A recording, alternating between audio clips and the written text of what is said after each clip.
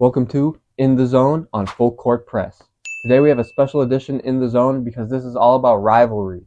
It was Rivals Week in the NBA this week, and the two top players that took off and were zoned in for the week have had a heated rivalry for the past couple of years. They faced off in the playoffs, and they always have an incredible matchup whenever their teams go up against each other. That's right, we're talking about Devin Booker and Luka Doncic. With it being Rivals Week, it only seemed right that we put two rivals together.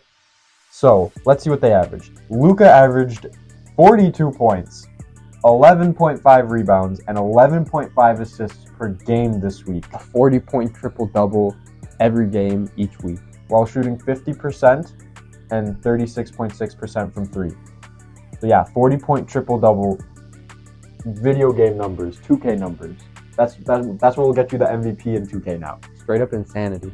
And then Devin Booker, he said, I bet I'll match that. He also averaged 42 points per game this week. But he didn't do the rest like Luka did, except he was way more efficient. 63.9% from the field and 50% from three for Devin Booker. And it's more so the fact that they actually played each other this week and they both put on a performance where Devin Booker actually outscored Luka and he got the W. So he really put Luka on the map with that one. Yeah, in their game, it ended up being a 23-point win for the Suns. So Devin Booker might actually be Luka's father now. Who knows? Definitely not, because Luka still has a playoff series over Book, and he torched him that entire series. Torched his entire team, to be honest. Fair enough. But in this game, Devin Booker was doing the torching. Book put up 46 points and 7 rebounds, shooting 74% from the field and 60% from three.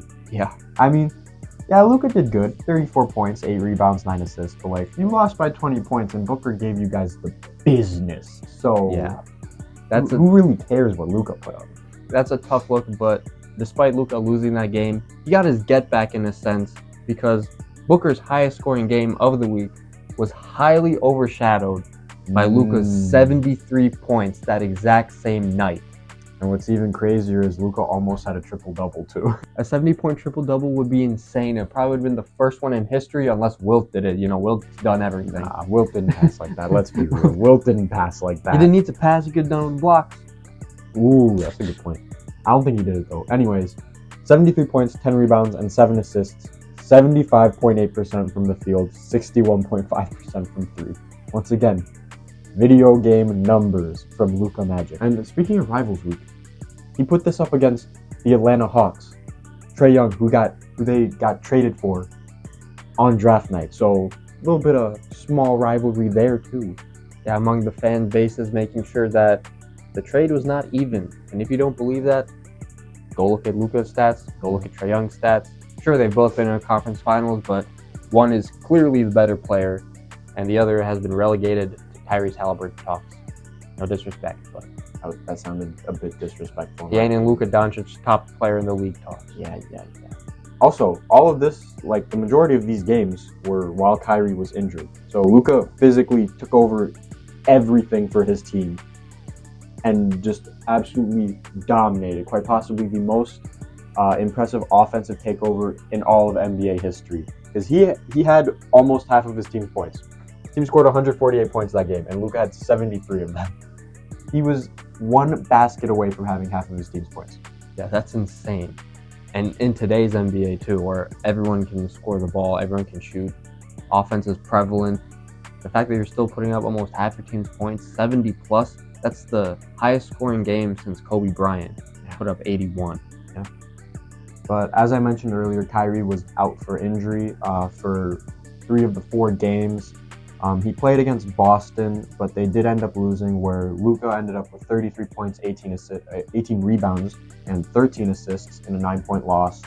And then we mentioned the Phoenix Suns game. And against Sacramento, Luka ended up losing again, this time by 5 points, putting up another triple-double with 28 points, 10 rebounds, and 17 assists. So they clearly were missing Kyrie despite Luka doing everything, but one guy is not going to lead you to a bunch of wins. That's true, but how did Devin Booker do this week? Not much better. Phoenix Suns went 2-2. Devin Booker was going crazy too, which is kind of weird, but it is what it is. Hey, Devin Booker has a 70-point game too. It's not like this is unheard of for him to go yeah, on he offensive lost. tear. He lost in that 70-point game. It'd be like that sometimes. And he lost in his 62-point game this week too. As I said, 62-point game. Ended up being a 2-point loss to the Indiana Pacers, I believe, on an Obi Toppin buzzer beater. You got to move on past those tough losses. I'm sure Devin Booker wishes he got a W with that 62-point performance, but there's not much you can do about it now.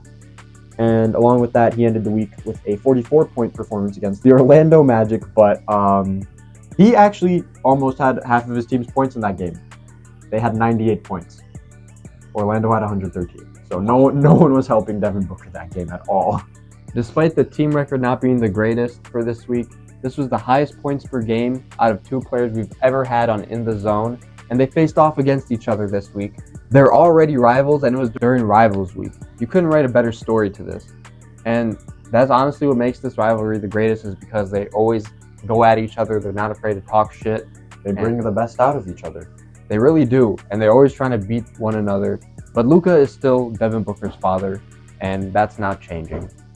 But stay tuned next week to find out who's on In the Zone. And don't forget to dunk on the like button. Dunking on the like button is the number one thing you can do for the YouTube algorithm. Make sure to hit that subscribe button as well, because I know you want to be a part of the Full Court Press family, baby. Till next time. Peace. Luka's dropping 101.